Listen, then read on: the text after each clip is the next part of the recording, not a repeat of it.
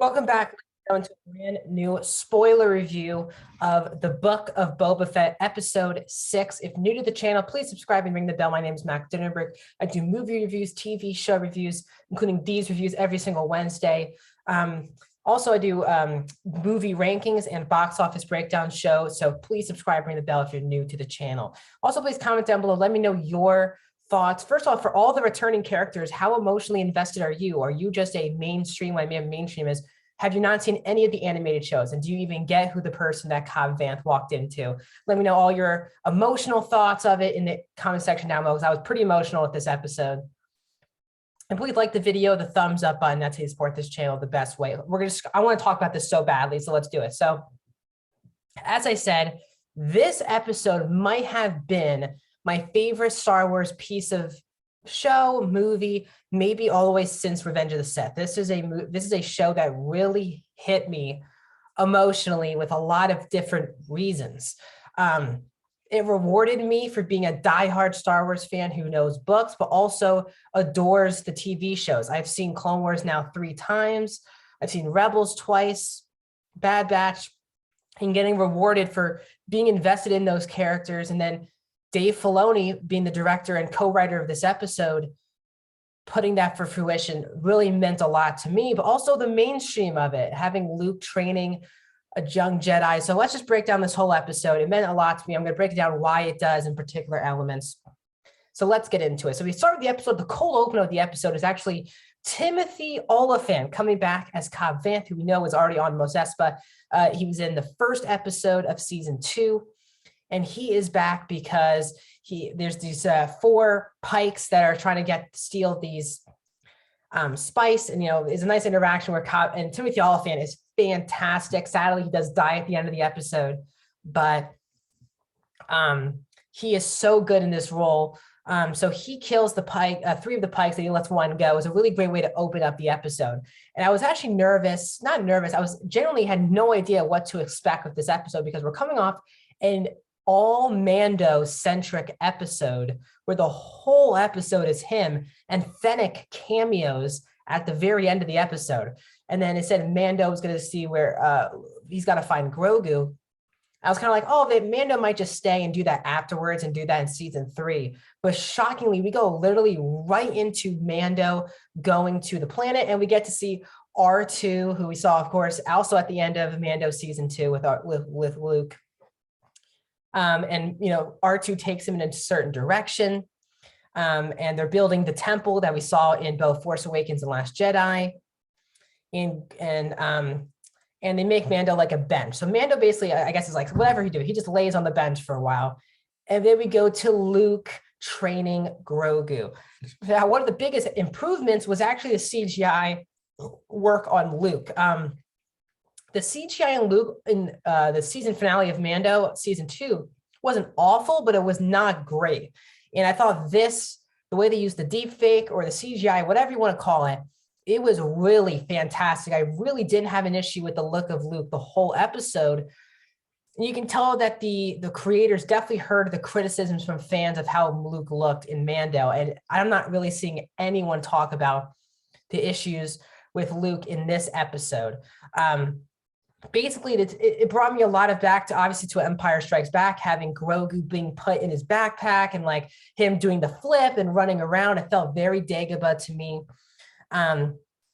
Luke and Grogu's relationship is really fascinating to watch. It's also great just to see Luke finally train someone. We were basically told and shown quick flashbacks of him doing it.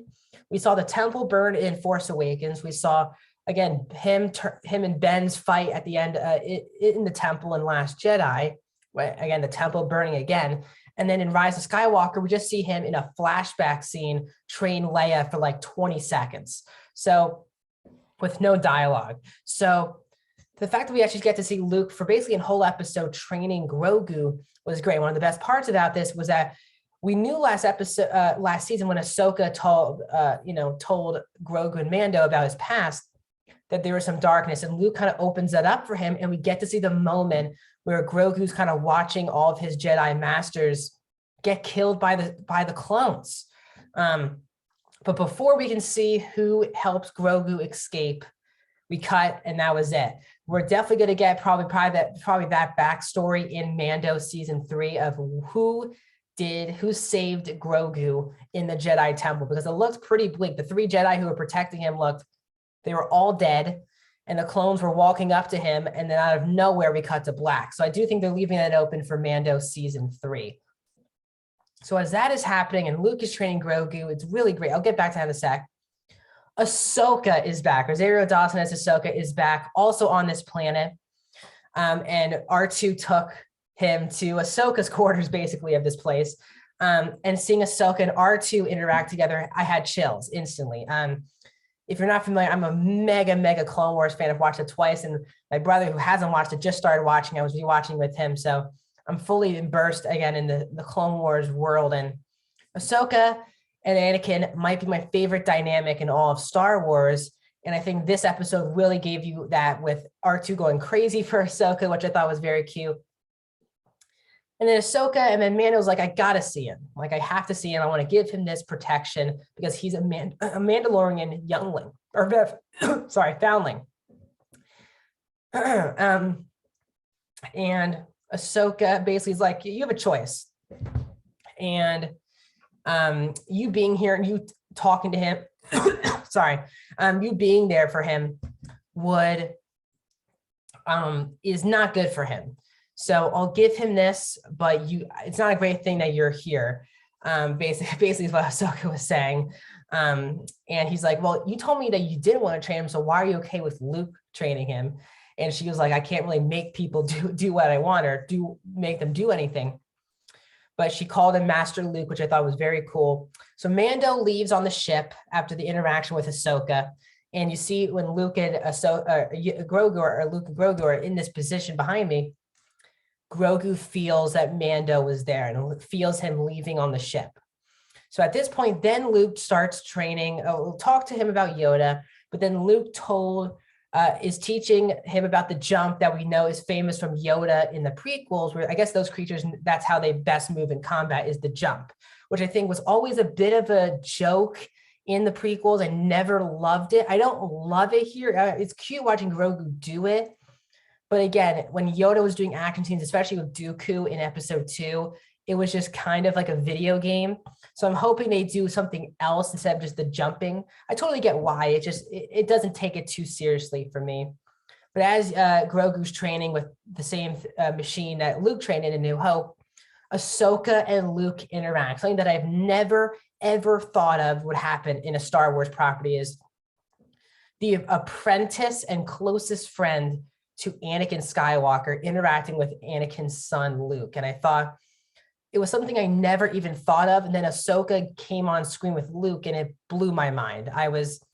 My mind was blown, because Luke was like, so the Mandalorian was here. She gives him the thing, and she says, like, sometimes the apprentice, he was like, good job training him. And he was like, I'm just letting him remember stuff more than training.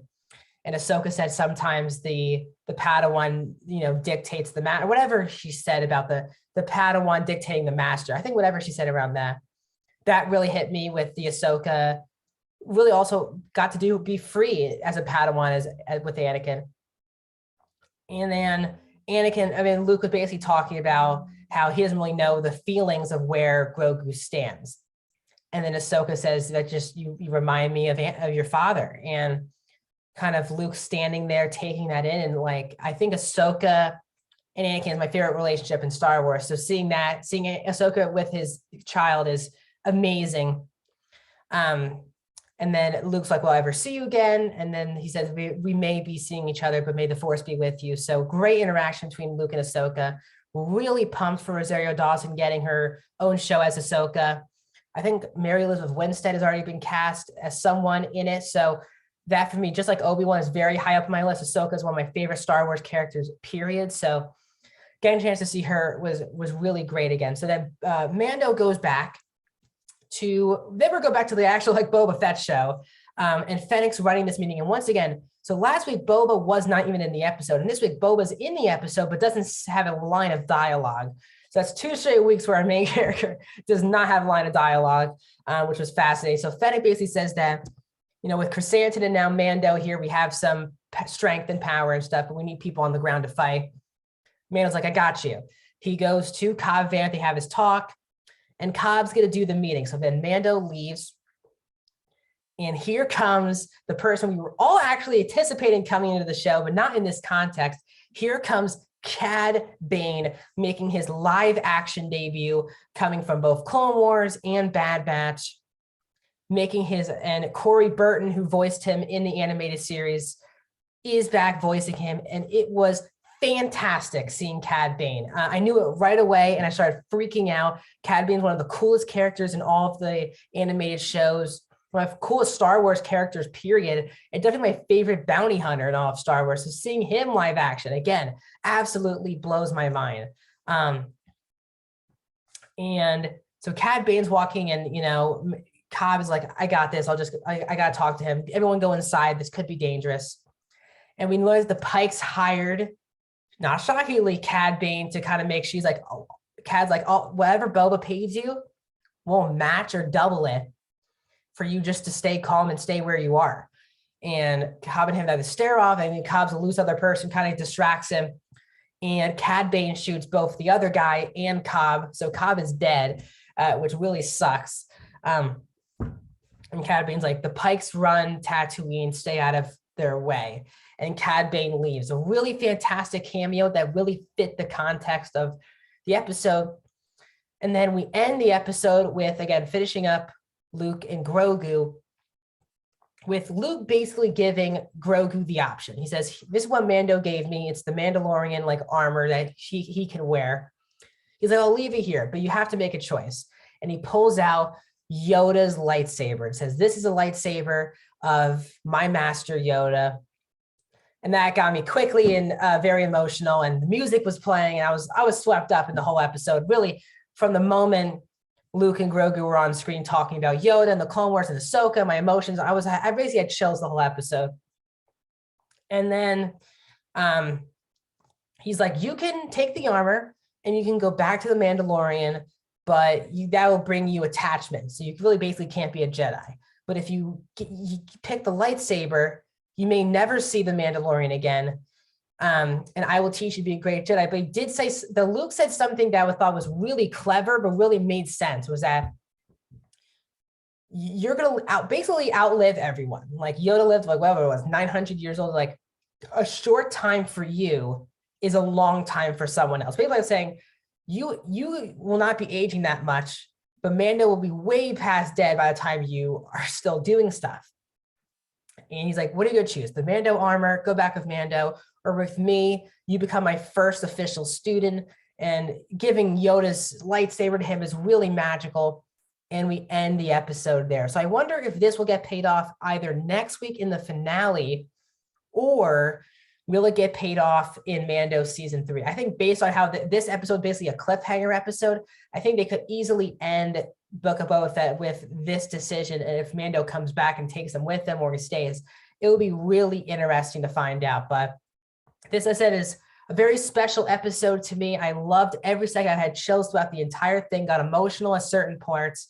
I just really love Star Wars, and this episode really brings that truth. Dave Filoni is Star Wars to me. Again, I grew up with the Clone Wars, Rebels, all these things I grew up with, and the fact that they're coming, not rewarding me for that. The fact that this is his first co-written episode. Favreau has rights every other episode except this one, where he co-writes with Filoni. So overall, I love this episode. One of my favorite Star Wars things, possibly since Revenge of the Sith. I think it is my favorite Star Wars thing ever since Revenge of the Sith. Love this episode. And I can't wait for even though this really is not basically become Mandalorian season 3, I'm still loving it every second. So let me know your thoughts in the comment section down below. Like the video, subscribe, ring the bell. Next Wednesday, we're going to break down the season finale of, is it the season ender, or is it the setup for season 2? We'll see, of the Book of Boba Fett. So let me know your thoughts in the comment section down below, and I'll see you guys next week.